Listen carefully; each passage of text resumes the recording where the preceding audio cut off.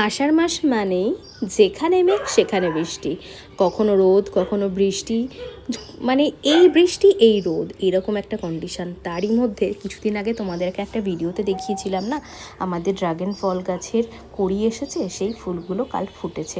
তোমরা সবাই জানো যে রাত্রেবেলা এই ফুলগুলো ফোটে, আজই সূর্য ওঠার সঙ্গে সঙ্গে এরকম নুয়ে পড়ে। তো আজকে সকালে আমি দেখলাম, আজকে না আমি কাল দেখেছি, কিন্তু কালকে আমি টাইম পাইনি ভিডিওটা করার। আর আজকে দেখো এই কন্ডিশন হয়ে আছে। আর আমাদের বাড়িতে জানো তো আগের বছর শীতের সময় অনেক গাঁদার ফুলের চারা লাগানো হয়েছিল, কিছু ফুল হয়েছে কিছু মারা গেছে, তবে এই গাছটা বেঁচে আছে। আর মা বলছিল এই গাছগুলো থেকে নাকি ছোট্ট ছোট্ট ওই মাথাগুলো মানে আগাগুলো কেটে লাগালে নাকি ওখান থেকে আবার নতুন গাছ হবে। তাই বলছিল এইগুলো গাছগুলোকে মানে এই ডগাগুলোকে কেটে লাগিয়ে দিতে। তোমাদের কি এরকম জানো যে এরকম কাটলে পরে গাছ হয়? আমার তো মনে হয় যে খুব ভালো হবে, কেননা এখন নতুন জল পাচ্ছে। তবে আমি দেখছি এগুলো লাগিয়ে দেব।